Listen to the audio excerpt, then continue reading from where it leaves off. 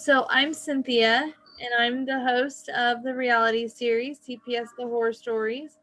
I'm not an attorney or a social worker, but I am a mom who has dealt with CPS because they kidnapped my children a few years ago.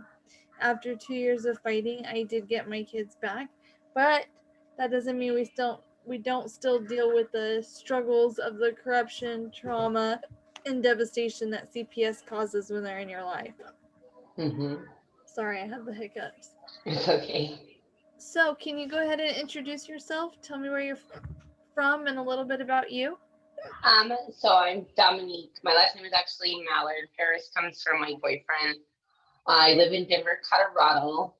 I experienced being taken from my parents in 2008, and they kept me from the time I was 16 up until I was 21. So then after that, like I really fell down the wrong path, but then I got back on track and on right, and now I run a nonprofit agency that helps kids in foster care not to be scared to talk about what the foster parents are doing to them or what their caseworkers are doing to them. Because when these kids go into foster care, they lose their parents, like they don't have nobody to turn to and be like, hey, this is what's going on. My caseworker, I'm being abused while in foster care because nobody believes them. So Wow. that's where I came in.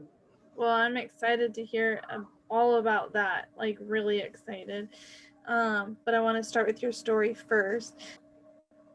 So, tell me, why did CPS come in your life? How did they come in your life?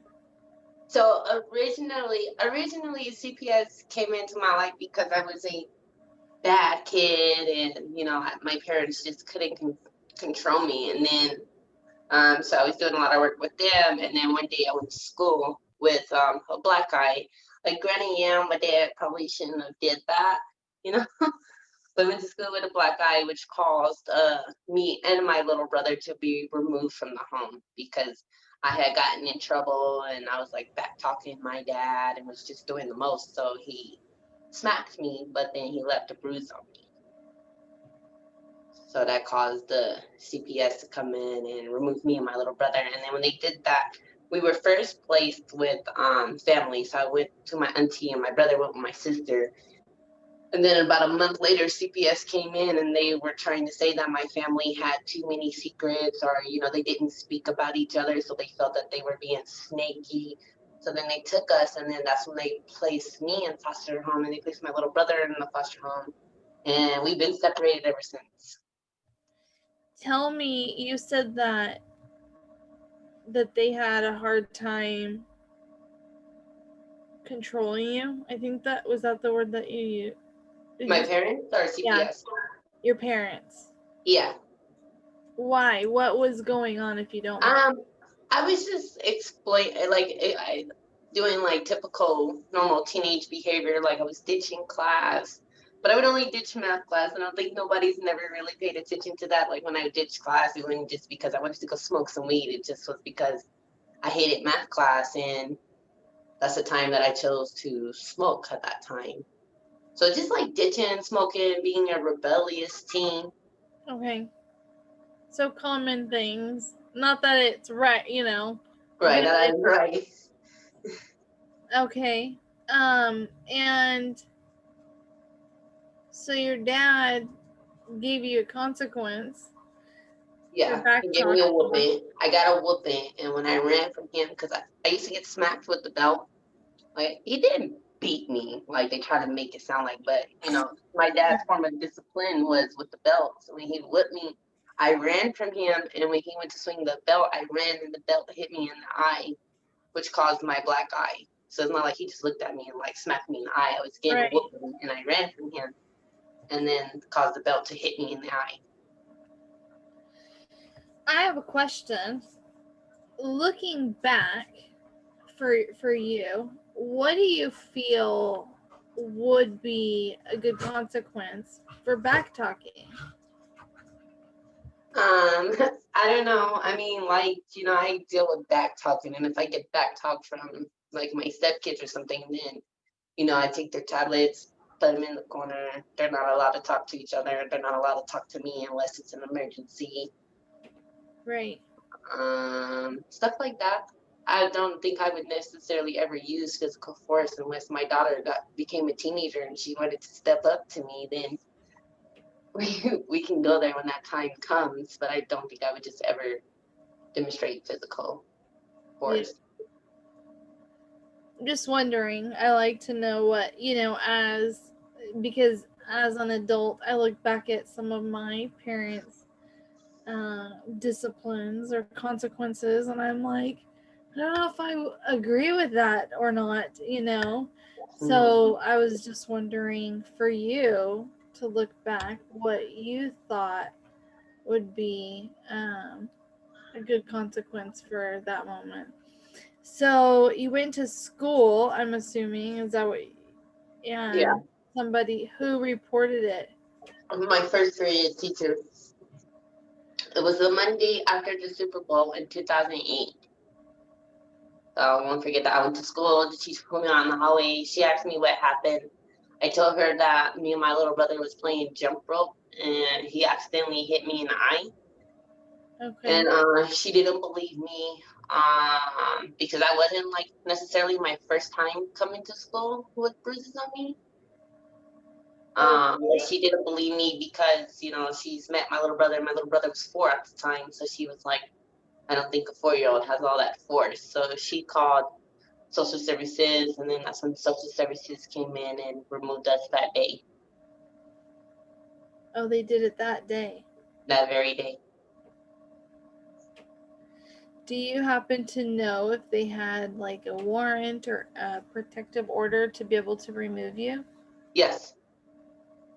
That they did have. When social services came up to the school, when social services met at the school, and then because the teacher was like, they're lying, you're lying, and I'm gonna have to call CPS. I was scared that I was gonna get in trouble because the cops was there and the cops were telling me that I can get in trouble for lying to them. So I told them the truth that it was my dad, which caused the arrest warrant for assault. Wow. Okay. I bet that was hard as a child. Yeah, it was really hard. To be taken from your parents and placed in like a stranger's home. It's like, I don't know, I felt like that was more traumatizing to me than my dad's whoopings, because I was used to getting whooped, I was always in trouble, so I got whoopings, but it wasn't like that my parents hated me or kept me locked up in the basement like you hear some kids who do need to be removed from their home. But I think that maybe my parents just could have used a little bit of like parenting counseling. Right.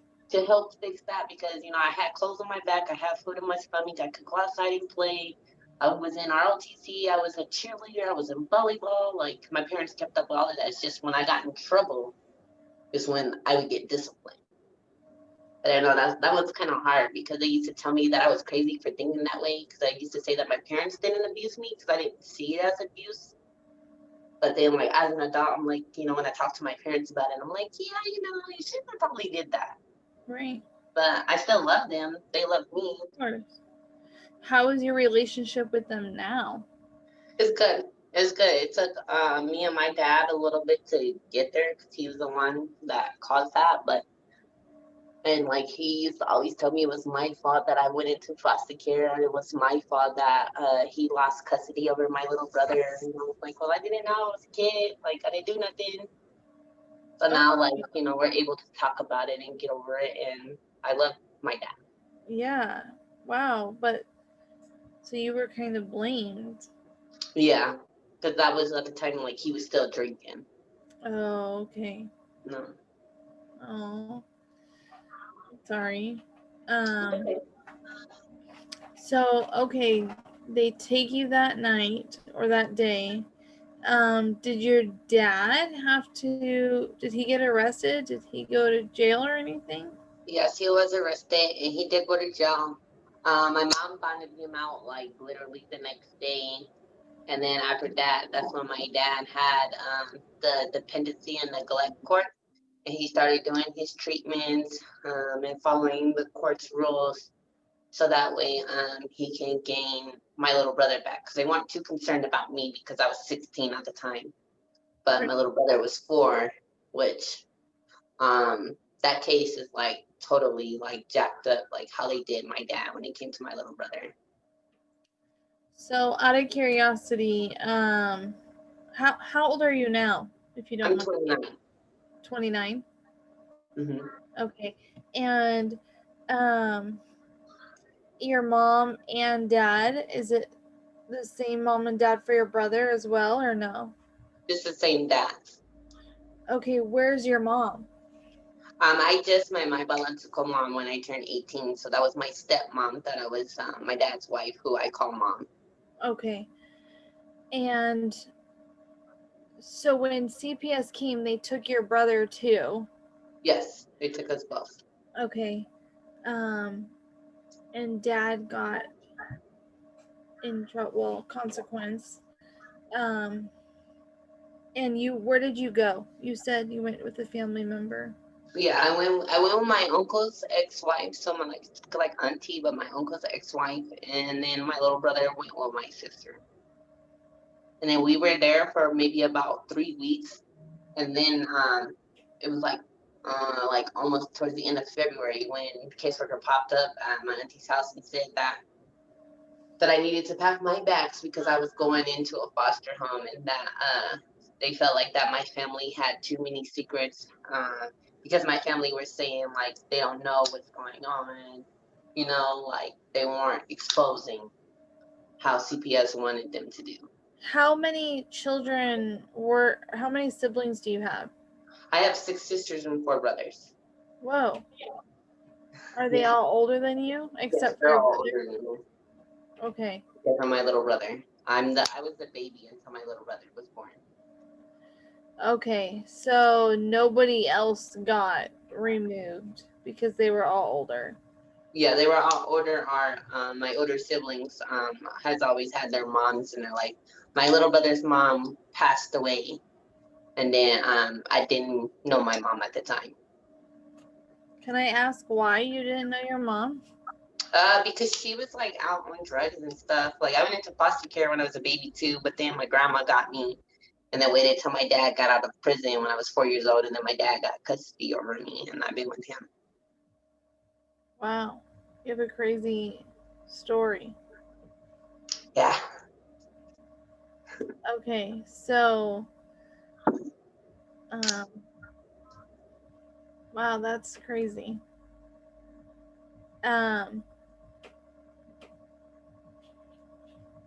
You're on mute. I don't know if you knew that. Yeah, sorry, I was opening the door. It's I'm okay. hiding out in the bathroom. It's okay. So, you're at your aunt. You said your aunt's, right, for 3 weeks. How was that? Did you get to see your dad still, or no? No, I had a strict no contact order with my father until I was about 18. Really? Do you feel like that was necessary or fair? No, not necessarily. I don't think it was fair, because I wanted to talk to him, but they said that my dad wasn't healthy for me and that he didn't love me, and it was a no go. Well, you're still on mute. When you were answering it, you hit mute before you finished. Oh yeah, no, I finished. I was in no contact order until for the first 2 years until I was 18. They were like they just felt really scared that my dad was gonna I don't know, construct my thinking, and they were trying to brainwash me and say shit like my dad didn't love me, and if he loved me, he wouldn't put his hands on me, and I wasn't allowed to talk to him, and then I wasn't allowed to talk to my stepmom because she was still in a relationship with my dad. I was gonna ask, like, did they give your stepmom the option to have you over your brother if she left your dad? Yes, they gave her the option to have contact with me, but my mom wasn't gonna leave my dad. You know. Say So that that's one when more it's kind of time. hard. Say that part one more time. Yeah, so they did give my mom the opportunity, my stepmom, the opportunity to be able to care for me and my little brother. At that point in time, she was more concerned about me because I was like been her baby since I was 4 years old, but my little brother was a cheating incident to where my dad cheated on my mom and then got the girl knocked up with my little brother, and then the girl died from kidney failure, which caused my dad to have to get my little brother and caused my mom to have to look out for like 2 kids that weren't hers. So, I mean, it may sound like an asshole, but she was not trying to be involved with my little brother. But me, she was, but then they cut her off because she was still talking to my dad and relaying information. Wow. I hate how CPS puts people in these positions and then like makes people choose and separates families. It's not better. It's not Yeah. okay at all. Okay. 1 second. Okay, so when CPS during that 3 weeks that you were living with your aunt, what was CPS's involvement? I really didn't see nor talk to my caseworker. I really can't tell you what was the involvement. All I remember was that I needed some stuff, and I told my auntie, and then my auntie had called my mom, and then my mom had gotten me like a new coat, some clothes and stuff, and brought it to me. But I really wasn't involved with my cases like that. I didn't know what was going on until the caseworker showed up. You know, they barely return your phone calls. They barely show up. They barely listen. I know. Did you ever have to go to court? Like, did you have to go? I started going to court when I was like 18, when I was talking to my therapist, because I was like, I don't like the way that they're making decisions for me. Because I was 18 at the time, so I felt like an adult, but I'm still a ward of the state. So that's when I actually found out that children 12 and up are allowed to go to court and to see what's going on. So then I started going to court, and that's when I started telling the judge, like, hey, I want to have contact with my parents. And then the stupid GAL would always say no. And unfortunately, in Colorado, the GAL says no, it's a no. Okay. So when CPS came in after the 3 weeks, were you offered any services? No. No therapy or anything like that? I was already in therapy since the 6th grade. Okay. So I continued on with my therapist, so that's probably why. Okay. And so when they came in to move you, tell me again what they said about secrets. They said the caseworker, I got home from school and my caseworker was sitting on the couch. She told me that I had to go upstairs and pack my bags. And I asked her why, and she said, you're going into foster care. And then I was like, foster care, like a stranger's house? And she was like, yeah. And she said, and I asked her why, and she said, because they felt like that my family had too many secrets and they weren't trying to tell them, so it's for my safety to be removed. And then from that point, I wasn't allowed to talk to my sisters. I wasn't allowed to talk to my aunties. I wasn't allowed to talk to nobody that had to do anything about my family. I had a no contact order against everyone who had anything to do with my dad. If my friends knew my dad, I wasn't allowed to talk to them. I was just only allowed to talk to my little brother for that little bit of time. And how was he doing? How was he holding it? At first, when we first went into the foster home, his foster mom had came to my foster home to pick me up, so for a pass, so that way we can hang out. And I remember my little brother was telling me that he felt uncomfortable, and at this time he was like 5 now, because his birthday was in April, so he's about 5 at this time now. And he told me that he was uncomfortable because he was the only dark one there, because he was like, I don't like it here. And I asked him why, and he's like, because I'm the only dark one. And then I was like, well, is people being nice to you? Are they treating you nice? And he was like, no, yeah, they're nice to me. I just don't like being the only dark one. And I want to go home with you. I want to go home with dad. I just want to go home. And It kind of broke my heart because how do I explain to my little brother why I can't stay with you or why we can't go home right now? Why were you guys separated? Because my little brother was a cute little boy and they wanted to auction him off for a pretty penny. I mean, that's just how I see it. That's how I feel it.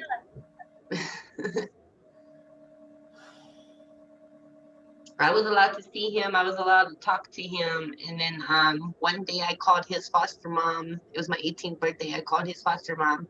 We talked for a little bit. And then I asked her if I could talk to my little brother. And she got real quiet. And then I was like, what's wrong? And then she was like, you don't know? And like, at this time, I'd never forget it. I'm on the phone flipping out. Like, what do you mean? I don't know what? Like, where's my brother? Karina, stop playing with me. I want to talk to my brother. And she was like, you really don't know anything about your brother or where he is? And I was like, no. And she's like, I really can't believe the assholes didn't tell you. And that's when I found out from my brother's foster mom that he was adopted and removed from her home. Oh my gosh, I didn't see it coming. Yeah, I never seen or talked to him since. Wait, still to this day you haven't seen? Yeah. Still to this day. Don't know. It's closed adoption. And then when I called my caseworker and I asked her why she didn't tell me, her response was because she was worried I was going to do something to myself because I had this incident where I was feeling really low in life and nobody cared about me. So I tried to kill myself at the foster home. So their excuse to why they didn't tell me was that they were worried that I was going to try to off myself. Oh my gosh, that is so sad. It's okay. They can't do that no more. I passed a bill out here in Colorado. If you Google my name, you'll see like me like all over the news and stuff that I got a bill passed out here in Colorado to where siblings cannot be separated into foster care. They have to know about each other. They're allowed to see each other. They can visit each other. They can call each other, all of that. Yeah, but the fact that still happened to you and to him, I can't imagine him like,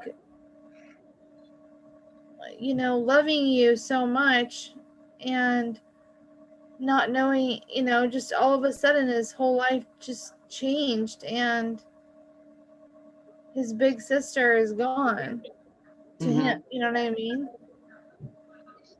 Wow. Well, you're incredible for having that done.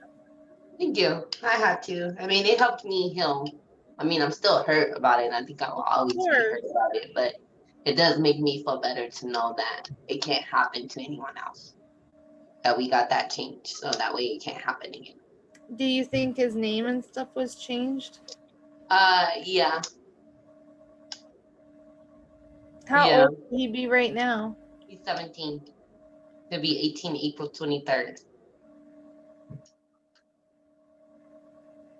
And that's when I will pursue contact, because right now I really can't like hire a private investigator or nothing because he's a minor. Right. You know, but he's out there. I know. Sorry, that just, I didn't see that happening in your story. Yeah. Okay. So, how many foster homes did you go to? Yes, I went to like 22, 23. In how many years? 5 years. Now, why did you stay in foster care after 18? I felt like because they still wanted to make money off of me. And in the state of Colorado, they can keep you until you're 21. Wow. Yep, I emancipated a month before my 21st birthday. Like, I got this tattoo on my wrist when I was in foster care, and I was working at Sam's Club. I had my own apartment, but I'm still a ward of the state. Like, my caseworkers had the key to my house and everything, it could come in. And I got in so much trouble for getting a tattoo because it was like defacing government property.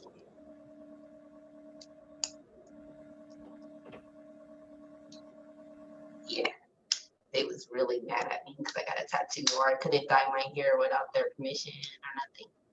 But I went through that many homes, one because like I kept running from my foster homes. I would run from my foster homes when I would go to my mom's, I'd go see my mom and dad.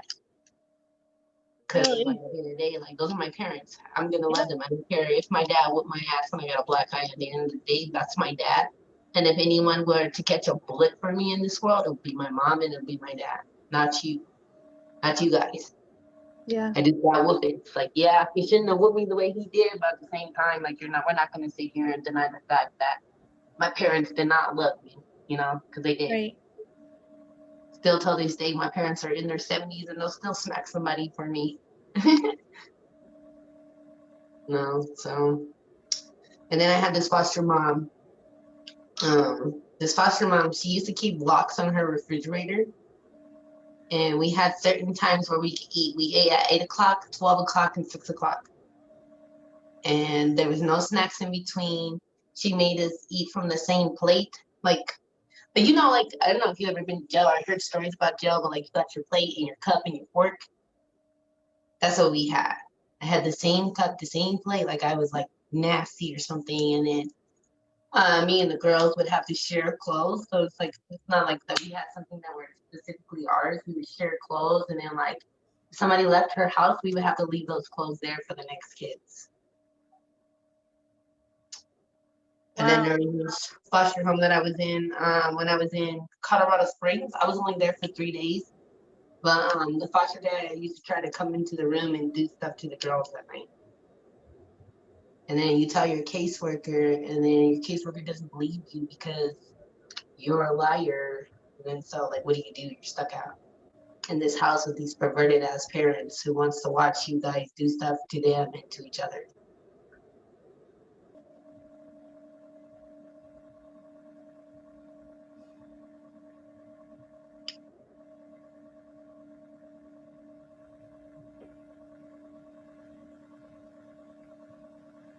It was bad. How many girls were at that home?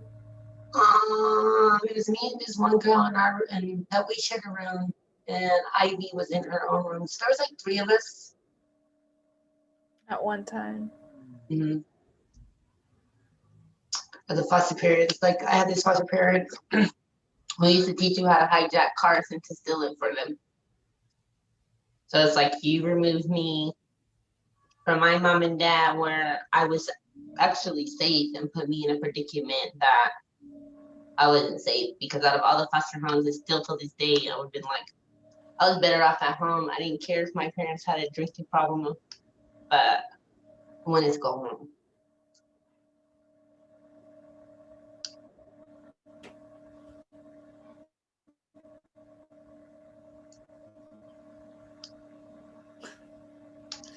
Teaching you life skills, huh? Yeah, right. Teaching me some really nice life skills.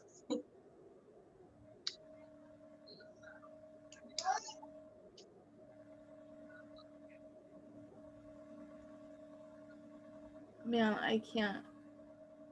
I just don't understand.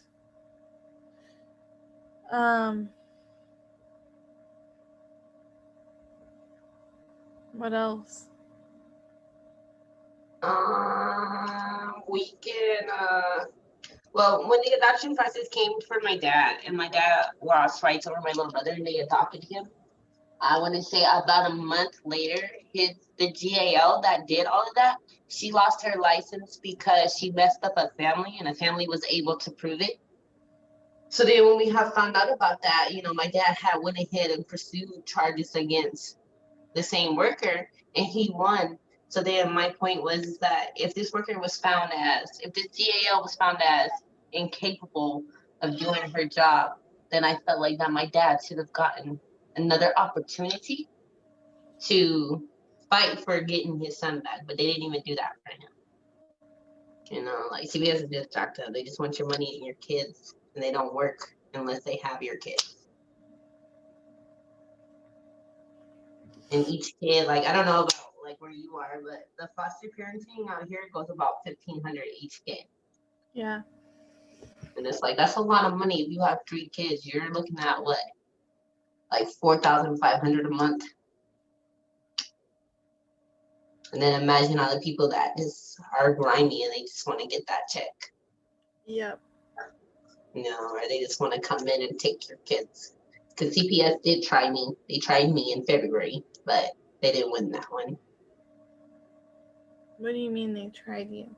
Some CPS came knocking on my door. And I was at the grocery store when I got home. There was a letter on my door, so I called the CPS worker. Her name was Bridget. I called her, and she was like, yeah, we need to come over. And I was like, all right. And then I was like, well, can I ask you why? And she said, we'll discuss that when I get there. I was like, okay. So then she called, and she was like, I'm here. And I'm like, all right. So then she comes in, and then she comes in with the supervisor because she's a rookie. So I was nervous because I was like, oh, shit, we got a rookie. You know how they're going to go. They wouldn't be like, see, child. When was this? In February. This year? Yeah, my baby was like 2 months at the time. Like my first kid. I have my kid and 2 kids. And then they started getting like real antsy with me, asking me a whole bunch of questions, asking me to drop a UA. And then they weren't telling me like why they were in my house. I was like, like, why are you here? She's like, we'll get to that later. And I was like, no, why are you here? Like, why are you in my house? And then she was like, the allegations were, which is crazy, the allegations were that I beat my 2-month-old. So I had to undress her to the diaper and show them her whole body and be like, she's good. And then my favorite one was that I do cocaine and I stick it in my pillow. Say that again? That I put cocaine in my pillow. Your pillow? My pillow. Where you sleep? Where I sleep, right. And I asked her, I laughed and she told me that. And she's like, I don't think it's funny. And I was like, well, I find it hilarious. And I was like, because if you know anything about anyone who does drugs, I guarantee you that putting it in the pillow is the dumbest thing that anyone could ever say. You should have known that off top. So they say like, yeah, it's in her pillow. You should have been like, that don't sound right. So I took my UA and everything. Now, did they have a warrant to be in your house? They did not have no warrant. They didn't show me no case. They didn't show me no warrant papers, no nothing. That only lasted like maybe a month. They came into my house. I dropped their UA, and then they spoke to my daughter's father, and then I never heard nothing from them after that. They just sent me a letter in the mail saying that my case was closed as unfounded. But at first they were trying to get me, because I was really defensive with the caseworkers, and they're like, why are you so defensive? Why are you so like aggressive towards us? And I was honest with them. I was like, my history with caseworkers and CPS isn't good. Like, you guys are full of shit and you guys just take kids from the wrong home. And that's that. So if I'm being defensive, then I feel like I have every right to be. Right. Because I don't like y'all. And it's none of y'all's business.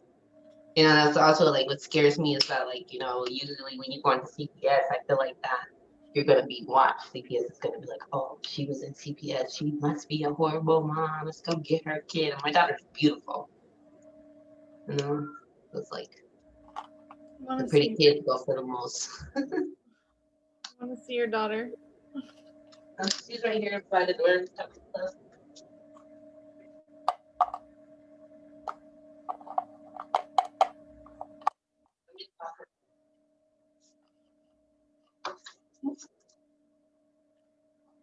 Say hello. Oh my gosh. Hi. You are the most. Oh my gosh, she is gorgeous. Thank you. Let me go sit it back down.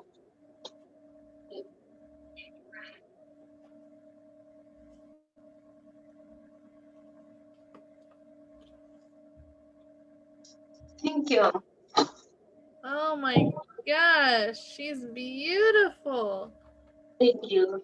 My pride and joy right there. Yeah. Oh wow.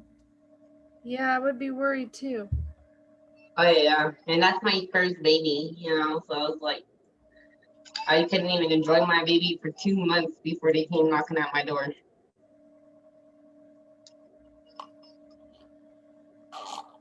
And then I had to do, I remember I had to call, release her information over. from her doctor's office. And then when I had seen, because I seen her doctor for her 3-month checkup, and then she was like, the doctor was pissed because she was like, hey, I got a phone call from CPS. And I was like, yeah, I know. And then she was like, you know, that you need to revoke your the permission slip that I signed for them to get her records. She was like, I need you to revoke that because you know that's good for a year. I was like, I did not know that. And she's like, yeah. She's like, we're gonna revoke it, okay? And I was like, okay, that's fine. That's good. And then, like, my doctor felt like that they were trying to question her credibility as my child's doctor. Like, they were talking a lot of stuff to her. They were like, well, have you ever seen any bruises with your report? And then, like, her doctor was like, she really felt like that they was trying to really challenge her credibility as a profession. Like, she just wasn't gonna make no reports if she didn't see nothing wrong with my daughter. Wow. So I'm glad that I got that sent because I did not know that when you sign a release of information that's good for a year. That's good to know. I didn't know that either. Mm-hmm. Okay, so let's go back to you.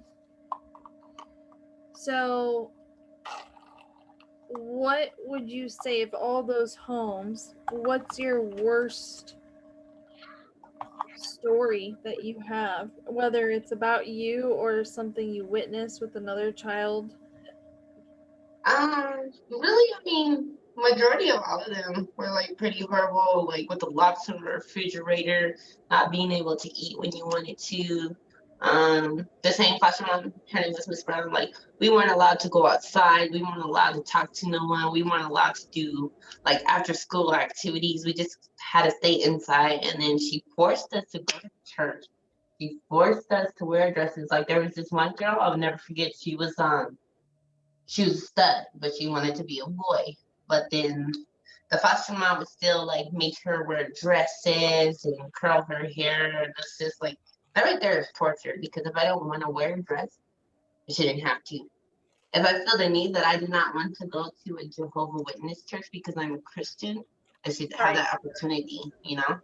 Hold on one second. Okay. So you were saying the food, not getting to eat. Yeah, couldn't play outside, couldn't do nothing. And then there's this one girl who was a stud, so she didn't like dresses, you know, she was tomboyish. But the foster mom would still like force her to wear dresses or curl her hair, wear makeup. Like she used to really force us to do a lot of stuff. And then she would get pissed off because there would be times where she would leave and her husband was in control, and she didn't like when her husband watched us because we could eat anything and everything when her husband watched us. He'd let us go outside. He'll let us, you know, like he'll take us places, take us to the movies, and just like spend time with us. And she hated that because he felt like that he was getting too close to us, and that's not what foster care is. Do you feel that the way he was doing things was inappropriate or no? No, that was a different foster home. But this one that I'm talking about now, Mr. Brown, we loved him. We loved to be with him. We actually preferred to be with him rather than our foster mom. Aww. She was really miserable. Go ahead.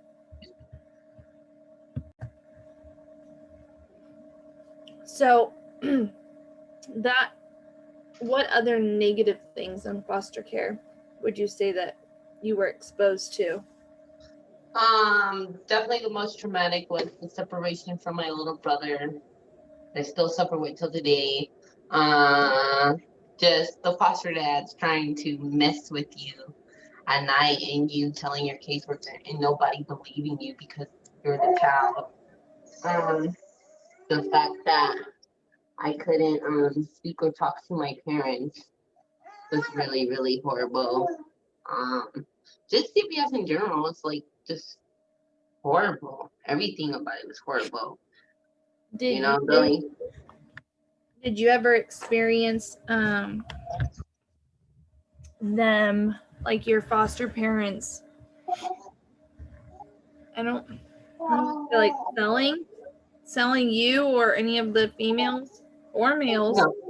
No, it was just mainly for like their own personal entertainment. And for the fathers. Mm-hmm.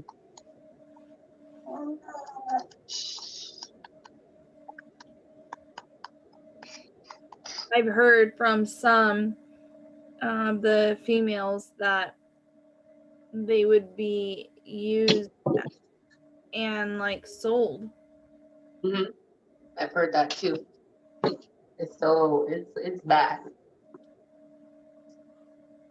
But I wasn't one of those ones to be messed with. I like to fight. Like, yeah, no. Well, once I got old enough, no. Alright. You're okay. Out of here. You're fine. Now, what about ever being drugged? Did you ever have any experience with that? Like, what do you mean? Like, forced to take medication that I didn't want to? Mm-hmm. Yes. Yes. I didn't like taking Seroquel. I hated taking Seroquel because of the way it made me feel, and I told them that, but they still made me take the medication. And what is that for? Sleeping. Like, and then they tried to diagnose me with personality disorder. And then so I was on medication for that, and then I refused to take my meds, and then the caseworker made it to where she had the judge sign on a court order saying that I was court ordered to take these meds, and if I didn't, I could be held at the JAC Center, which is the Juvenile Assessment Center. And so yeah, I just started taking it. But all of that stopped when I turned about 18, and I started going to court and vouching for myself because I felt like that. You know, I'm 18, but I'm still a ward of the state, but I should still have a choice to say what I put into my body. Like, that's even as a kid, being 6 or 7. You know, my mom forcing me to take cough medicine, that's different, but like, my mom never really, you know, would force me to do something I didn't want to do. Even when it came to like, yeah.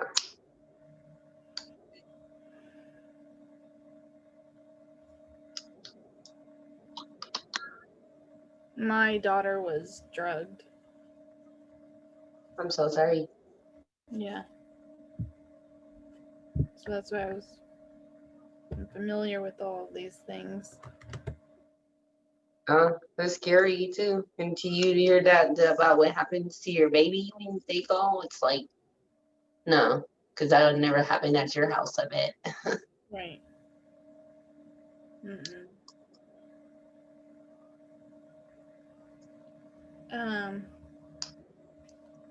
What else? Any other things? I went to a few group homes. They did try to say that I was just crazy and not capable. That's another reason why they tried to say that I couldn't see or talk to my brother towards the end. Another reason why they didn't tell me. They just made up a bunch of lies about my family, like just like with all that we're secretive BS stuff that they tried to say. For the first 2 years, it's like just liars. Like my DAL definitely, the DAL definitely was like a real bitch. And I had 4 different caseworkers in the same DAL, and she just made up lies. And then one day I was reading my report, and it was saying like I was running away, going to go have sex with boys, and I was like, what? Like, that was telling the truth because I didn't even have sex for the first time in my life until after I was 21. Because I didn't get the experiences of even having a boyfriend or prom or none of that, you know? So right. I was well older than most before I even did that. So like just the lies that they made up about me. And then when I sit here and be like, oh, that's not true, nobody's going to believe me. You know, I'm like, hey, I don't want to be here because Ron keeps looking at me funny. And there was this foster dad I had gotten home, and he was like, hey, you want to take a ride with me? And I looked at him funny, and I was like, no, I'm good. Is anyone else coming? And he was like, no, just you. And I was like, no, I'm okay. And then he got really, really mad in the way, like, his anger was because I wouldn't take a ride with him. that made me like very fearful because I was like, that's like, I felt like he was gonna do something to me. And then I'm calling my caseworker and telling her, and she's telling me that I have to stay at this home. And then me and the girls, we all ended up getting messed up with and everything. So I ran away. I just ran away. That's when I started running. I ran away, and I was in Colorado Springs, and I ran away to my cousin's house. And I was crying, and I was telling her what happened. And then she was like, okay, you're going to stay here. We'll call your caseworker in the morning. And I called my caseworker in the morning. And then my caseworker wanted to say that I'm just using that as an excuse because I don't want to be in Colorado Springs. And that wasn't the truth. It was like, I'm like being like very truthful, they tried to make me drop out and get my GED. They told me that there was no way that I was going to graduate and go to school from 8 in the morning till like 3 o'clock in the afternoon and turn around and go to school at 6 o'clock at night until 10 o'clock to get my high school diploma. So they were trying to like make me drop out and just get my GED. But then I was like, no, I think I can do it. And they tried to tell me how I couldn't. And it'll just be too hard for me. But I stuck through it and I did it. I got my diploma. And I don't know. It's just like now I'm thinking about all of it. It's just like, from being starved, not fed, no clothes, messed with, no family. It's just like you against the world. It's like me and an inmate, and I didn't even do nothing wrong. You against who? The world. Like it's just me against everybody else. It's not like I can call my mom and dad to come to the rescue for me anymore because they're not allowed to even speak to me. Do you have a religion that you follow? I'm more spiritual. I like to meditate, use crystals and incense, and I'm just more spiritual. I believe that there's a God, but I'm not sure if it's like, Allah, Buddha, Jehovah, but I do know that there is one, and I just choose just to pray over an incense because I feel like it's going through the incense out into the universe and stuff like that. Well, I must say that you're incredibly strong for everything that you've gone through. Thank you. And I know we haven't gotten to the other parts yet of what you've started and all of that, so I'm excited to hear that. But just knowing the battle that you fought through, it's amazing. So you've done a great job. I don't know if you've heard that enough or at all, but good, you should. Yeah. So, okay, give me a minute when my brain process all of this so I can think of the rest of my questions for you. I'm gonna go grab my drink real quick if that's okay. Yeah, of course. Lost her kid because her baby dad was using drugs. But she lost her baby. Used clean, hair follicle was clean and everything.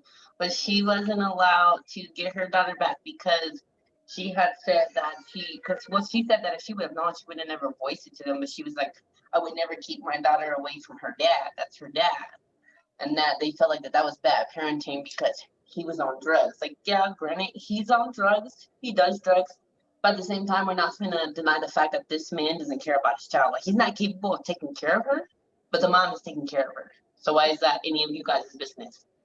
Because she's going to allow the drug dad to come see her kid. That's his kid, too. They did the same thing to me. The same thing to you? Same exact situation. Now, granted, like, me and the kid's dad together, toxic, especially because of his drug use. But him with his kids, he's never hurt them, nothing like that. So why would I keep them separated? Right. And And if he chooses to be clean today, then today he can see his kids. You know, that doesn't mean that he gets to have them or they get to spend the night or anything like that.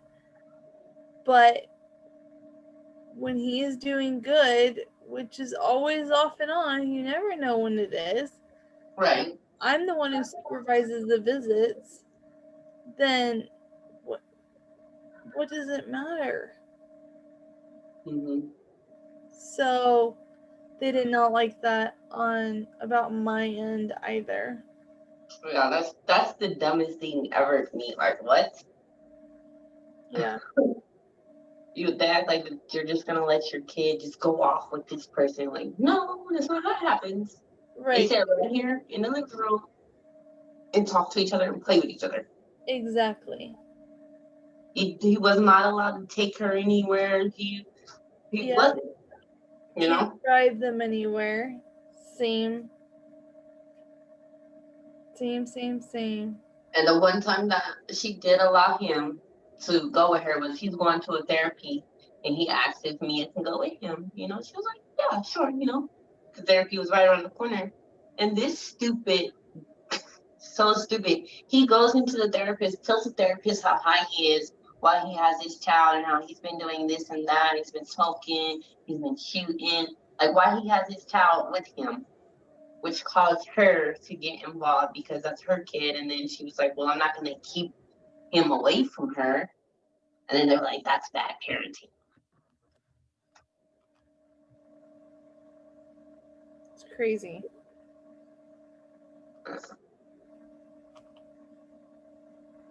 So, what happened when you got emancipated? I emancipated a month before my 21st birthday. So what happened? I just remember being in court and saying like, hey, this is what I want to do. After the jail was like, no, but I was like, hey, I had about $6,000 in my bank account. And I was like, no, I'm ready. I'm ready. I don't want to do this no more. I don't want to be with you guys. Then they finally established, like 3 months before I emancipated, from the time I was 16 until my 21st birthday, I just got in contact with my parents for the first time. So that's when I said, hey, like, you know, I want to talk to my parents because, like, how do you just take me from the home and then after 4 years of not speaking to my parents, how do I go back to that? How do I transition myself back into the family? Because now it's like I'm a stranger. Nobody knows me. Right. You know? But we did some family therapy. They allowed that to come in. So we did family therapy. And then yeah, it was just, okay, you're done now. See you later. You're on your own. And then and then from there I really started to struggle. I just got caught up with the wrong crowd, got caught up into the wrong things. I didn't really know much about life or much about how to trust people. So it was just like from there I was spiraling down until I met my husband that I'm with now. And then he, you know, helped motivate me, helped taught me about like meditation and grounding myself and finding myself and being in the now. And then got pregnant and here I am. And then now, about 2 years ago is when I brought the idea to Congress that I wanted to make a bill to where siblings can be separated into foster care. Like if two siblings get removed from the home, they have to go to the same home, or they have to be able to call each other and know where each other is. So I just started doing like youth advocacy work. I started spreading my stories about like how CPS abused me more than my parents did, and started a nonprofit that helps kids that are in foster care to speak up for themselves. So it's like my saying is speak up and step out. So you're like, you know, use voice, you choice, that you do have a voice, you have a choice when it comes to your case. And, you know, that's not going to change unless it's me and 281 youth that I have that are fighting for this across the country.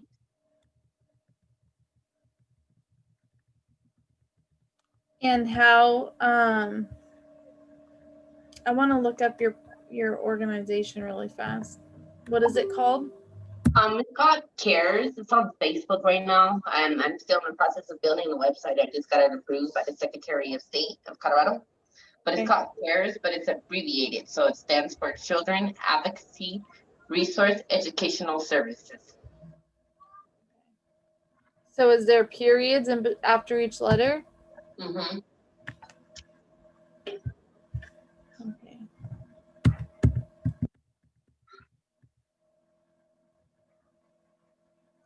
Is it CARES with an S? Yes. And then is it program? CARES? No, it's just CARES. Where are you looking at? You said on Facebook? Yeah. There should be a picture with my logo. It has like the hands going like this and holding a heart. Okay.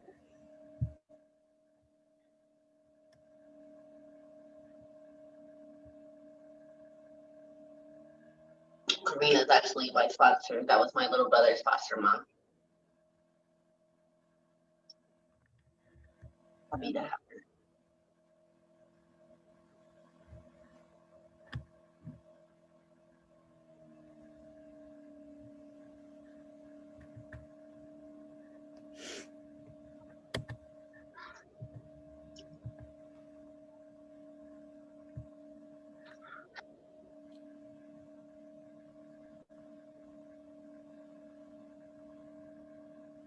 I love this question.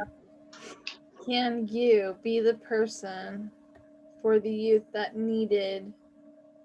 you needed when nobody else was there? That's, when I went through, so I was not in foster care, but my kids were. And even though they weren't in a foster home, I mean, they were in a foster home, it was with my parents. So even though they weren't like with strangers, they still went through all of the shit, Mm-hmm. that The traumatized, like that's traumatizing to be removed from your parents. Like I don't care how old you are, what happened. At the end of the day, if you remove a child from everything that they've known, that's like just imagine like you're like, oh, you can't see or talk to your mom no more, and your kids are like, the hell you mean? That's exactly what we were all told. I will never forget. When my kids were taken, and my mom told me, you can't see or talk to your kids again. Like, excuse me? Really? I understand that feeling. It's hard. It's very hard. Like those are your babies. You birth them. You do anything in the world for them. Like can't nobody tell you shit about them. Crazy. Yep. So,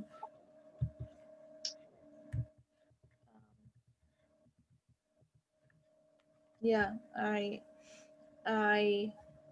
going through all of that, being told that, and then not having anybody. So I lost my husband because they, it was a good time anyways because of everything he had gotten involved in with his drugs.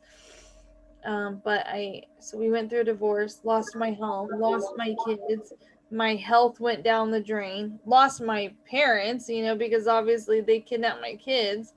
They're not there for me.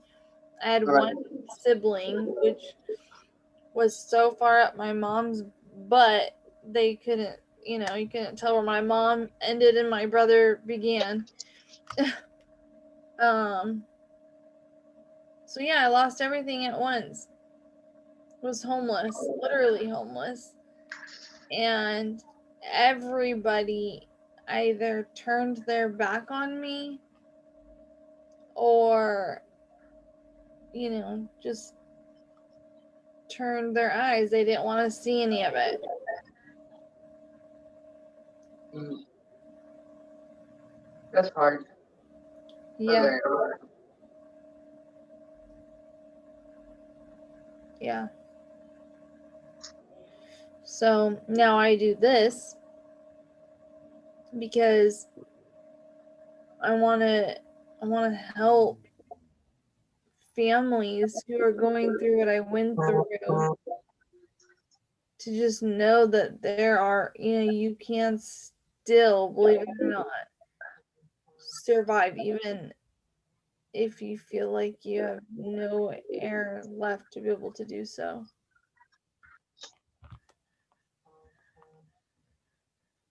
So,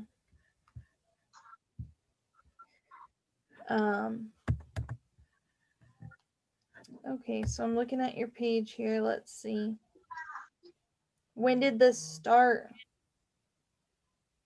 I got officially legal April this year. I was doing stuff still before I got legal and stuff, but now I'm like legal. I'm a tax ID where I can I can really start moving forward. But I've been doing this for 3 years. But I've been legal since April.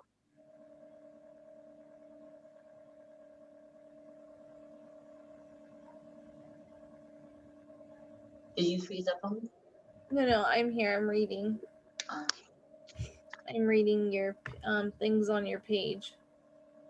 What's a winter basket? So I had somebody donate to me, like I have like 1,000 gloves, and I'm not even over exaggerating, 1,000 pairs. And I wanted to do like hats, scarves, gloves, and just like something to keep these kids warm because the foster parents aren't buying. Well, some do. There's some good ones, but they're not getting like coats or gloves, scarves, all the necessities that's needed for winter. Okay. And how do you donate them? Like, how do you do it? I work closely with CASA. So I have a couple of CASA people that has referred me to a couple of like the Denver Children's Home, Shiloh House, which is all like group homes for children. And I've been in contact with them, and then I just go drop it off to them. But I haven't did the winter baskets yet. What state are you in again? Colorado. I have a friend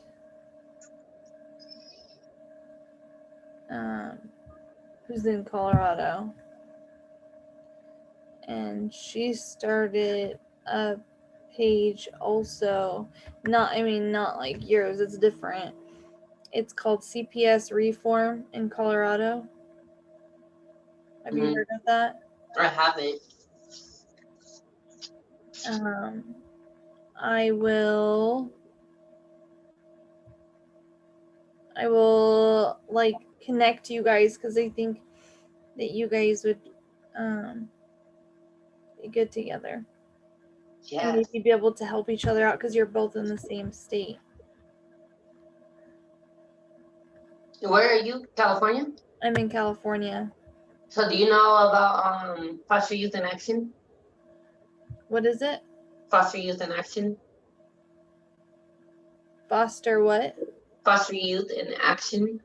No. So it's like this whole organization. They have like 27 different groups, including mines. But we get together annually. So this year we couldn't do it because of COVID, but usually we get together out there in California every year. And then we talk about like what parents are saying or what CPS is saying and how we're going to fix it and stuff. So it's like a good thing to look into to see about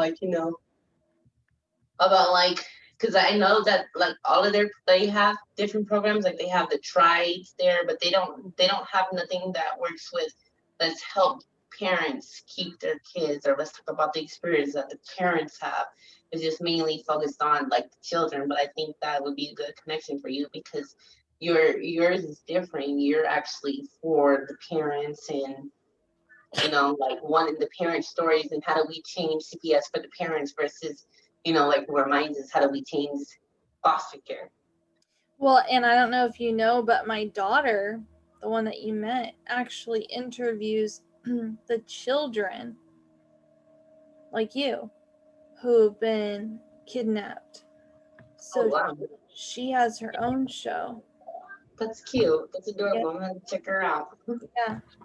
So if you know any children that have their case, I have 281, so let me know. yeah, their case has to be closed. Mm-hmm.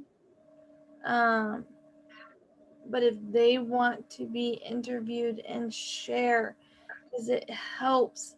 Not only is it helpful for them, I've witnessed these interviews that my daughter's done, and I asked them, like, because the stuff that they share is so personal. I'm like, do you guys share this stuff with your therapist or whatever? And they said no.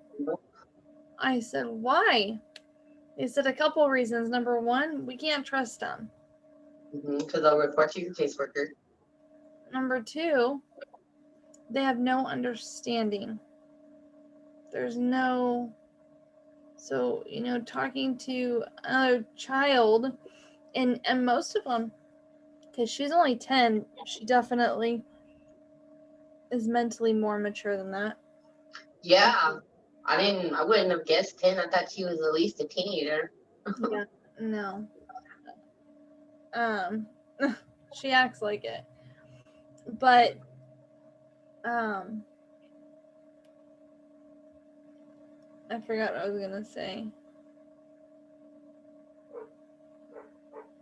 Anyway. You were saying how they share stories and they can't trust their therapist.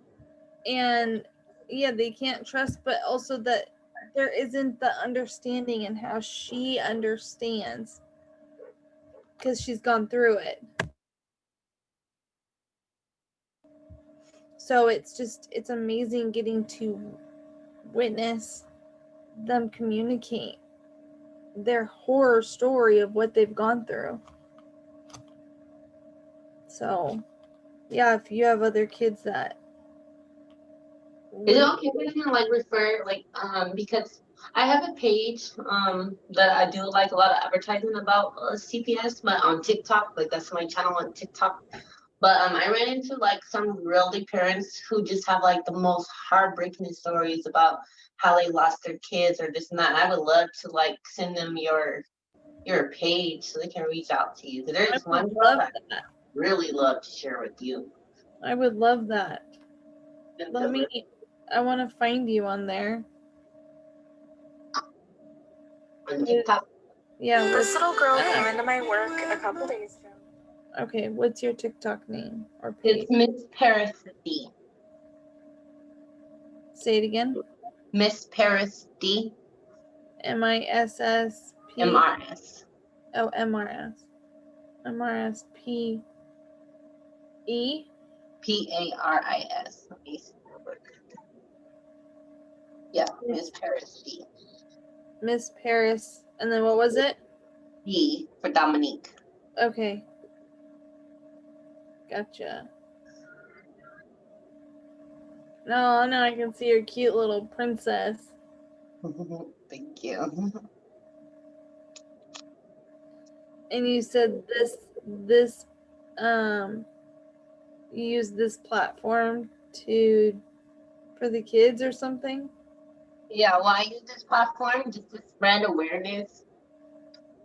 This is spread awareness about because CPS has this figure to where they're so great and we're saving these children, and really it's like that's the case for maybe some of the kids, but there is kids I'm just trying to bring awareness you're trying to bring awareness how CPS really does fuck over parents, and parents lose their kids for no reason, which I did in one of my videos, and they were like, no, parents lose their kids for reasons, and I was like, no. And then it's like there's obviously people that are like, no, I believe this because they don't understand. They don't understand at all. And what's crazy is they don't believe either. So I even had I had this guy that I dated years ago. When I dated him, he had a son, and I even helped, I don't want to say raise him, but pretty much, when we were dating. And he trusted me, obviously. Mm-hmm. And I'll never forget, he took me out to breakfast. Your hair is long when you do that. Yeah, let him redo it. He took me out to breakfast, and we're sitting there across from each other, and he goes, okay, we've known each other for, 18 years, 15 years, something like that.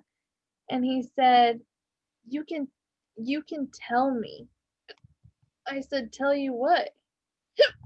And he said, what you did. And I'm like, what are you talking about?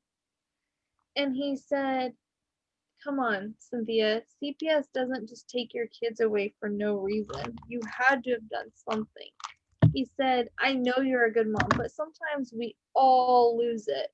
He goes, so just tell me whatever it was. And I was like, please tell me you're kidding right now. Right.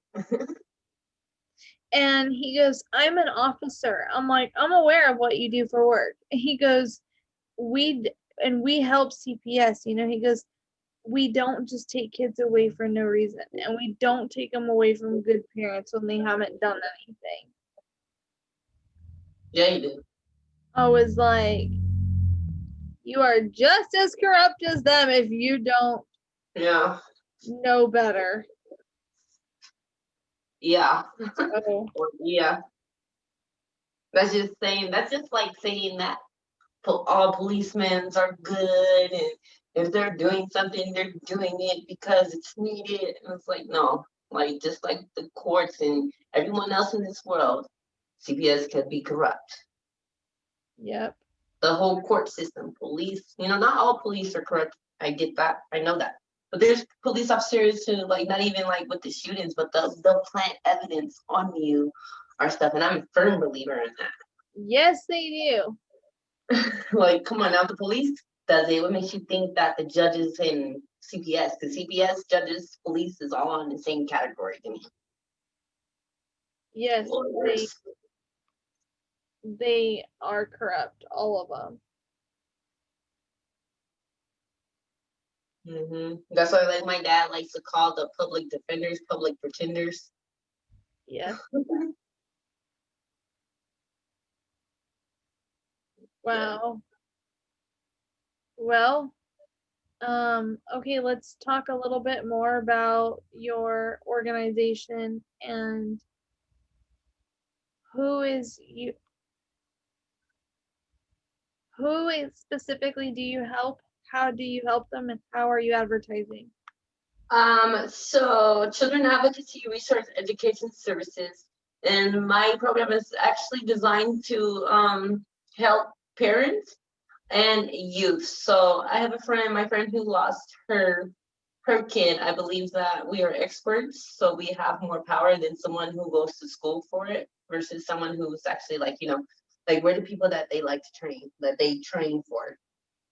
So she handles with discussing with parents about their rights and what CPS can and can't do. Like, there's parents who didn't know that they could have saved themselves a heartache by not taking their UA. Like, you don't have to drop that UA unless they show you a piece of paper. That's what I told one mom. She's like, well, I took the UA. And I was like, you could have gotten out of that. You could have just been like, I'm not taking no UA. You don't have to take those. So she handles that. I handle the youth. So I'm training youth how to use their voices. It starts off by like paper. It's called a burning wall of problems. So they write a sticky note. On a sticky note, what they feel like is wrong with social services, and they put it on the wall for me. We were doing this before COVID hit.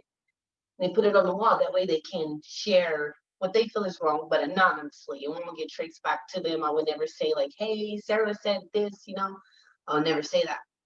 And then Karina, she handles, because she's a foster parent, she's under, she handles with, now we're getting ready to start training foster parents, like how to train foster parents, how to deal with the traumatized youth. This is what's needed, you don't have to use force with them. And then just really giving the kids a safe space to be like, hey, this is what I want. And like a lot that I have found within my 3 years of research is the top two things is that kids want to go home. They want to go home. I'm talking about you can hear the worst stories, but you can still hear this kid be like, I want my mom. Like, they keep telling me my mom is a crackhead and it's pissing me off because, like this girl's like, she's like, I know my mom is a crackhead. I know my mom does drugs, but my mom loves me. And I just think that, they're paying my foster mom $1,500 a month when you could be doing that and giving my mom rehab. So that way she can get clean and help support me. Amen. They just need support. And if they, like you said, if they put the money towards that stuff, putting them, especially if they want it. Now, there are parents out there that you can offer them everything and they aren't going to accept because they don't want it. And it's heartbreaking, but there's parents who will. Like, I had this mom that I was talking to that she has an 11-year-old boy, and she used to have to leave him home for 2 hours because she didn't get off work until like 6, and he got home like around 4 from school, And so she would leave him home by herself because she didn't know nobody, and that's how she did her child care. But then yet she gets her child taken for negligence, but then yet, like, out here, I don't know what's called out there, but out here it's called CCAP, where you can like kind of like food stamps and TANF, where you can put your kid in daycare. But out here, they only give you like maybe $300. Explain that again. Can you explain a little bit better? I'm sorry. The CCAP. Yeah. It's kind of like a program out here in Colorado where like this, if you get food stamps or TANF, then you qualify for the child care assistance program. To where like, but it's only certain daycares that you can like take your child to, but still it's like, you're gonna take this lady's child when she leaves him home for 2 hours a day, but this child is fed and stuff, but it's wrong because she's leaving her kid home. And the neighbors had called on her and said that he was home by himself. And the legal age limit to be left home out here, I think it's like 14. Wow. Yeah, it's just like, and then like stuff like that, and then it's like you get CCAP, and then they get $200 and still have to come $800 out of pocket. That's hard, especially for being a single parent. So you're gonna do what you got to do, and she left her kid home alone, and I didn't see nothing wrong with it because people do teach their kids, don't touch this door, don't open this door, don't you do nothing. So that's how I was when I was a kid. I've been left home alone since I was like 7. I didn't see it as neglect or abuse. I just seen it as my parents have to work and pay bills. Yeah. To make sure that I'm okay. Well, the law here is different about staying home. What is it out there? So as long as and I disagree with it, and I'll tell you why. As long as your child has food and water accessible and can understand how to get out, like if there's an emergency or whatever, and call 911. Okay. So my kids are 7 and 9 and they can do that. Yep. Then they can be left home alone. Yeah. Hold on one second.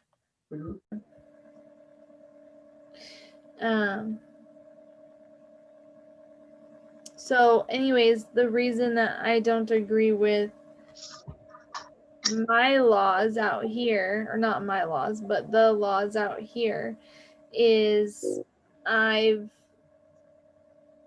been in a position where I've known this mom. She's a single mom, as am I, and her children were either 4 and 5 or 5 and 6, but not mature at all. And I had given her, So when I was crawling out of the hole that everybody had dug for me, the one that I was just telling you, like losing everything, my church had donated a car to me. Now, after, I got a job and everything, I bought myself a new car. And then I chose to donate that car, the one that was donated to me, instead of selling it because it was donated to me. I thought, I'm going to donate it, And I donated it to this woman from church, the single mom I'm telling you about. Well, I accidentally had forgotten I left my placard for my apartment parking in the car. So I called her to see if I can go pick it up. I had never been to her house before. And so I called her and her daughter answered the phone. And I said, "Hi, honey, is your mom there?" And she said, "No." And I said, "Oh, okay. Well, is there an adult there?" And she said, "No." And I said, "Well, who are you with?" She said, "It's just me and my brother."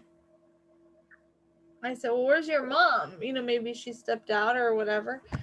And she said that she told her she was going to go do laundry. And I was like, "Oh, well, is it there at the apartment complex?" And she said, "No." And I'm like, so I called a friend from church that knows where she lives. This mom was gone for like 6 hours. Yeah, no.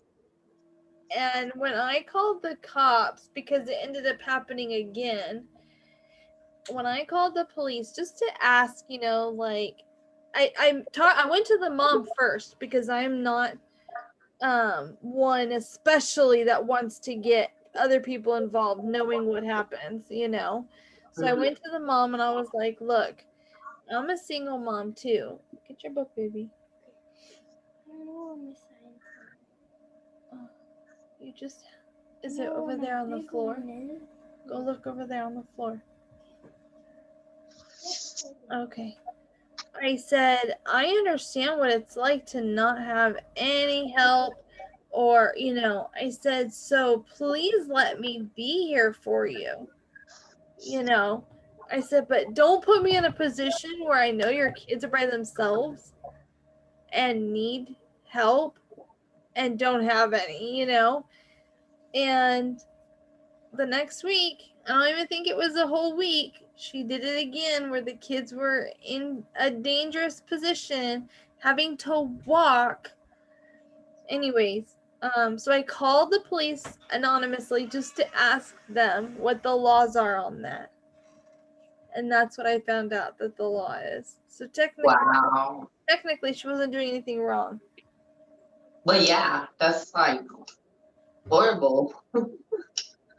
It's I mean, my kids right now are 7 and 9, and the worst I've ever did was because I live in an apartment, so I'm on the 3rd floor. Sometimes I have to go downstairs and run to my car, but that's it. Yeah. Other than that, we side by side. Once I was thinking once and I used to be 12, 13 then. Or even my friend I was telling you about, not my friend, but this lady I met, left her 10-year-old home alone for 2 hours. That's totally different because a 10-year-old is actually on their way to middle school, so they have the ability to know in their head, hey, don't open this door, don't touch it. But it was only for 2 hours. That's 6, and then you're talking about these kids is 5 or 6. No, we're not doing that. Yep. You can't even trust a 5-year-old. They are bad. No. They be all up in yeah, everywhere. My daughter, who is 10, almost 11, I've gone, hold on. So, well, I'm so excited about your organization that you've got going and growing. I want to be part of it. So, And likewise, I'll be sure to send people your way. And I want to somehow get your stuff brought in on my end too. So maybe we can do, because my shows are on YouTube and social media. Maybe we can create like a commercial or have your advertisement on our websites and stuff. Let's do it. Okay. All right. Is there anything else that you want to add? No, just keep doing the amazing thing, the amazing job that you are, and I appreciate using that. your voice to help me change. Because if we don't talk about it, then It's got to start somewhere. And the and more more voices, than one voice is better than one. there you go. I was just going to say, the Have more a good day. voices we have, the louder we get. Mm-hmm. I would definitely keep in contact. Her name is Miranda. I'm gonna go ahead and send her your information over now. So that Sounds way good. we can check you out. I appreciate it. Yes, I appreciate you too for taking the time out and speaking with me and getting to know each other. It's pretty awesome. Yes. Did I give you my number? I think, did you call me? Or did somebody else call me? My assistant did. Okay, then yeah, I just have that number. But what is it? Let me, hold on.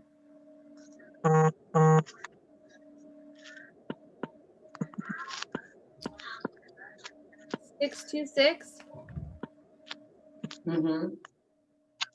594 5526. Got it.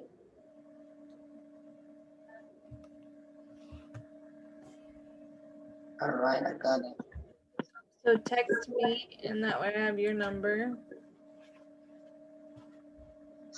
626-594-5526.